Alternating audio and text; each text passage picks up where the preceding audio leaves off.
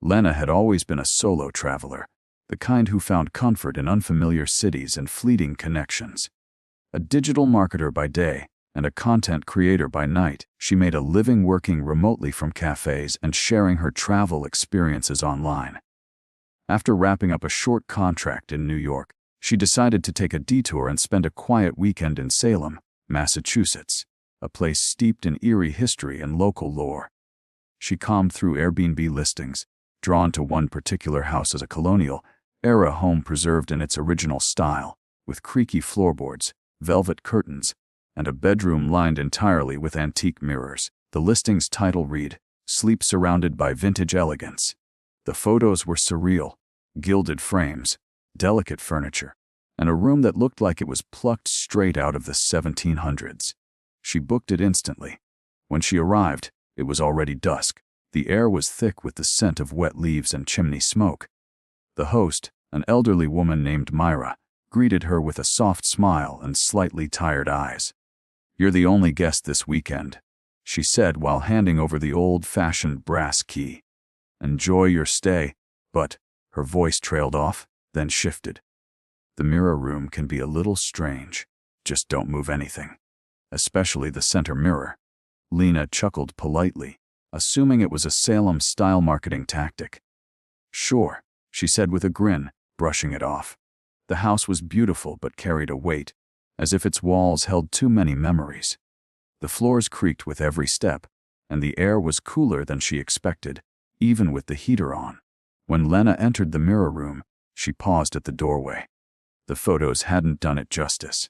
Every wall was covered in mirrors, floor to ceiling, all antique, each with ornate frames. Some were cloudy with age, others spotless, but together they created an overwhelming sensation of being watched. Her own reflection multiplied infinitely across the surfaces, making her feel like she was standing among 100 silent versions of herself. That first night, Lena couldn't sleep. No matter how she shifted under the heavy floral comforter, she felt as though something was off. The room never fully darkened. The moonlight bounced from glass to glass, creating faint glows in the corners. At one point, she swore she saw her reflection blink after she had, brushing it off as exhaustion and the power of suggestion. She pulled the covers up to her chin and eventually drifted into a restless sleep. By the second night, her nerves were frayed. She'd spent the day editing travel content at a local cafe and trying to ignore the anxiety gnawing at her stomach. That evening, while brushing her teeth in the small upstairs bathroom, she noticed something odd in the hallway mirror herself, standing still. Except she wasn't. She turned around quickly, but the hallway was empty. It rattled her enough that she messaged a friend back home, jokingly typing, "If I disappear, blame the cursed Airbnb mirrors." Back in the bedroom, Lena decided to test something. She stood in front of the center mirror, the one Myra had warned her not to touch. Her fingers hovered near the carved edge, and with a hesitant breath, she nudged it slightly. Nothing happened at first. But as she turned away, she felt something cold brush her arm. She spun around. The mirror had shifted on its own, just slightly, but enough to show a gap between it and the wall. Inside the gap was darkness, not shadow void. And then she saw it. Her reflection was no longer mirroring her movements. Instead, it stood still, eyes locked onto hers, expression unchanged. Lena froze. The room felt like it dropped 10 degrees. Her breath fogged the glass. She waved her hand slowly, and only then did the reflection follow, but with a delay. Her heart thudded so loudly she could hear it. It wasn't just a delay. It was as if something was watching her, learning her. She backed away from the mirror, not daring to turn her back. Once she made it to the bed, she dove under the covers like a child avoiding monsters. Sleep came in fits, and every time she woke, the mirrors seemed to shimmer, like water rippling after a stone's throw. Just past 3:00 a.m., Lena's phone lit up on the nightstand, startling her. The screen showed a video recording, one she hadn't taken. Her hands trembled as she opened the file. The video was grainy, seemingly filmed from her phone's front camera while she slept. It showed her lying still in bed. Then at exactly 3:14 a.m., her reflection in the mirror behind her slowly stepped out. It hovered above her sleeping form, unmoving, watching. And then, just before the video cut to static, the reflected version turned to the camera and smiled. Lena screamed, fumbling to grab her things. She didn't bother dressing properly. Just threw on a coat over her pajamas and bolted downstairs. Myra was waiting in the hallway, already awake, her face unreadable. "You moved the mirror, didn't you?" she whispered, not needing an answer. "It'll follow you now." Lena didn't respond. She just ran. Out of the house, down the frosted steps, and into her rental car. She didn't stop until she crossed state lines. Days later, she tried to upload the video, but the file was corrupted beyond repair.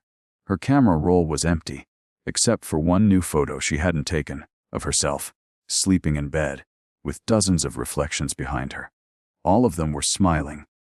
Airbnb removed the listing shortly after, but no official explanation was ever given. Myra disappeared too. Her host profile deleted, her phone number inactive. Lena never traveled solo again, and sometimes late at night, she swears she sees her reflection smirk, just a second too late. Evan was an introvert by nature, someone who recharged in silence and solitude. After months of stressful deadlines and digital overload, he craved an escape, someplace off-grid, quiet, where the only sounds were wind in the trees and birds in the morning. Scrolling through Airbnb listings, he found just the place, a rustic cabin tucked deep in the woods of rural Oregon. The photos showed pinewood interiors, a cozy fireplace, a deck with a view of endless forest, and the promise of absolute peace. There was one minor note in the listing that caught his eye. Live and caretaker stays in the basement. Completely separate entrance. Will not disturb guests. That detail gave him mild pause. But the host had glowing reviews and the price was unbeatable. Figuring it was a retired groundskeeper or some old man who wouldn't say more than a hello. Even clicked. Book now. He arrived in the late afternoon. The drive had been long, winding through canopies of mossy trees and narrowing into gravel roads. When he pulled up to the cabin, he was taken aback. It was even more beautiful than the photos. Secluded, timeless, and utterly still. The wind whispered through the pines, and a crow cawed in the distance, as if welcoming him. A note taped to the front door greeted him in the host's handwriting, "Welcome, Evan. Enjoy your stay. The basement is secured. Please do not attempt to access it." That part sent a small shiver up his spine. The door to the basement was just inside the kitchen, a heavy, bolted wooden hatch that looked more like something out of an old fallout shelter than a modern home. He knocked lightly on it out of curiosity. No response. The first night was uneventful, almost magical.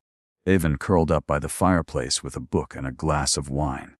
For the first time in months, his mind felt quiet. As darkness swallowed the forest outside, he listened to the crackling fire and the occasional hoot of an owl.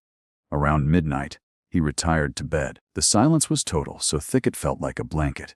But then came a sound, faint, subtle at first, like footsteps.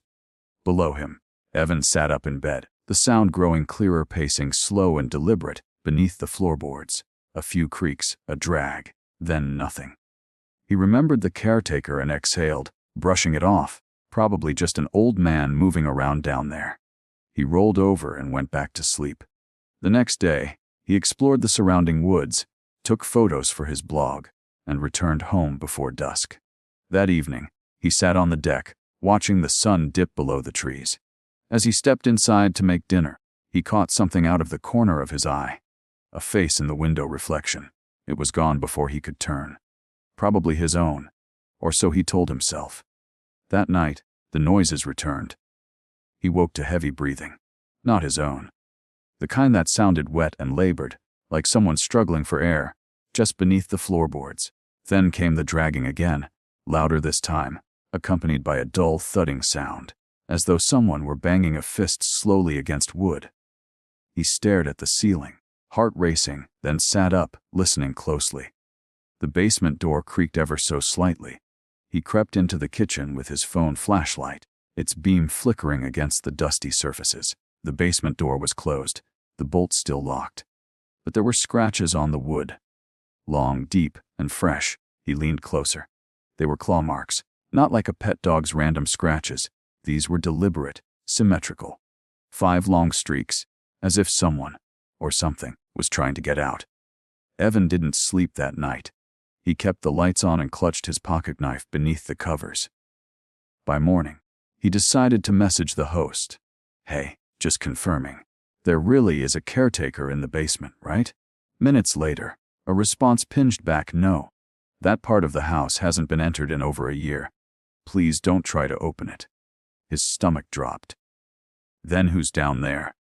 he texted, followed by silence. The host never replied. Evan tried to leave that day, but when he turned the key in his rental car, the engine sputtered and died. Battery drained. No signal on his phone. The forest suddenly felt thicker, more oppressive. He was alone, and the basement wasn't. That night, the noises didn't stop. Scratching, pacing, banging. Around 2:00 a.m., he heard the door creak open. Not loudly, just a gentle, sinister click. He stepped out of his room, flashlight trembling in his grip. The kitchen was dark. The basement door was ajar, swinging slightly as if recently moved. A foul stench poured out. Damp earth and rotting meat. He called out, "Hello," and something answered. Not with words, but with breathing, closer now, loud, erratic, as if someone stood just beneath the hatch. Then he saw fingers. Pale, thin, with broken nails curling around the door's edge. He backed away slowly, heart in his throat. The hand vanished. The door slammed shut with unnatural force, and he heard the bolt click back into place. From the inside, Evan ran to his room and shoved the dresser in front of the door. He didn't sleep. The next morning, when daylight returned, the air felt still again. He packed quickly and left on foot, hiking 6 miles through the woods until he found a road and flagged down a passing car. The driver, a local hunter, recognized the cabin from Evan's description and shook his head slowly. "That place. My grandpa helped build it. Used to say something evil lived beneath it, something locked away. Said it fed on attention. Fear kept it weak, but curiosity made it strong." Evan never returned. The listing disappeared within weeks. A new one popped up a month later. Same cabin, different name, no mention of a basement. Still, Evan swears he hears things sometimes, even in his apartment. Late at night, beneath the floorboards. Daniel Rivera was a rising star in the horror animation world on YouTube, known for turning allegedly true internet horror stories into beautifully terrifying animations. His channel had skyrocketed in popularity after a series on creepy Craigslist encounters. Always hungry for fresh material, he dove into the shadowy corners of Reddit, old forums, and abandoned blogs where forgotten tales gathered digital dust. One day, while browsing through a defunct subreddit on paranormal travel stories, he stumbled upon 3 eerie posts that seemed completely unrelated. At first, one about a woman in Salem haunted by her reflection in a room of mirrors, another involving a couple in Charleston tormented by something locked in an attic, and a third about a solo traveler who encountered a hidden presence in a cabin's basement. Each story was different in setting and detail, yet they all shared a strange, chilling thread. Something ancient, patient, and watching from the walls. Intrigued by their narrative symmetry, Daniel decided to combine them into a trilogy of animations called 3TRE Airbnb Horror Stories. The series became an overnight sensation. His subscriber count exploded. People flooded the comments with disbelief, theories, and even warnings. But Daniel wasn't fazed. He'd made his living off dark tales. To him, fear was a currency, and these stories were gold. But then things started to change. At first, it was subtle. While editing audio late one night, he swore he heard breathing in one of the clips. Ragged and wet, layered just beneath the narrator's voice. He rewound the track, played it again. Nothing. Maybe it was a glitch. Maybe he was overworked. But then the mirrors in his apartment started acting strange. He noticed that sometimes, just for a second, his reflection would blink slower than he did, or its smile would linger when his lips were already still. Then came the dreams. Daniel would find himself standing in unfamiliar homes. An attic door creaking open above him, the mirrors around him reflecting someone behind him, and a basement door rattling beneath his feet. He always woke at 3:14 a.m., drenched in sweat. When he checked his phone, the camera would sometimes be recording without his input. One night, he played back a clip and saw himself asleep on the couch, with another version of him standing silently at the foot of the bed, staring down with a crooked smile. The figure never moved. The clip cut to black after 13 seconds. Convinced it was sleep paralysis, Daniel tried to rationalize everything, but something deep inside told him it wasn't. These weren't hallucinations. This was response. Someone was watching him, mimicking him, feeding off his attention. It wasn't just the stories anymore. It was him. One day, while prepping a video update for his fans, he noticed a new email from an unknown sender. The subject line read, "You shouldn't have told their story." Inside was a link. No message, no signature. Against his better judgment, he clicked it. The page that opened was blank except for 3 photos: Lena standing in the mirror room, Mike staring at a bolted attic door, and Evan on the deck of the Oregon cabin. The images weren't screen grabs from stock or fan submissions. They were real, detailed, and candid. And in every single photo, just in the background, barely visible but unmistakably present, was a pale figure watching from the shadows. Daniel's stomach twisted. He reached out to the emailer, demanding to know who they were, but the reply was instant and chilling. "You invited them into millions of homes. Now they want yours too." That night, Daniel set up his DSLR camera on a tripod facing his bedroom mirror, determined to catch whatever was tormenting him. He sat up in bed awake for hours, eyes locked on the reflection. Nothing happened until 3:14 a.m. The lights flickered, the temperature dropped, and then his reflection smiled. But he hadn't. He stood up slowly, heart pounding, and approached the mirror. His reflection mimicked him, until it didn't. It tilted its head in the opposite direction. Then, it reached out. Daniel screamed as the surface of the mirror rippled like water, and a pale, emaciated hand pressed through the glass. He stumbled back, knocking over the camera. When it hit the ground, the recording light shut off. Everything went dark. Daniel's neighbors heard the scream. They called the police. But when they broke into the apartment, it was empty. No signs of a struggle, no broken glass. The only thing out of place was the mirror, clean and untouched. Yet when the officers reviewed the camera footage left behind, the last frame showed Daniel sleeping, and a second figure, blurry and tall, slowly climbing out of the reflection. Weeks passed. His fans grew concerned. His channel went dark. The final video, 3 TRB horror stories, remains live, and it continues to climb in views. Strangely, many viewers claim they experienced strange occurrences after watching it: flickering lights, distorted reflections, cold spots in their room. Some say their camera apps open on their own at night. Others insist they've seen a pale figure watching them from corners of their home, especially around 3:14 a.m. And the comment section? It's filled with warnings, desperate pleas to delete the video, and one recurring message that appears almost every hour like clockwork. Now you're part of the story too.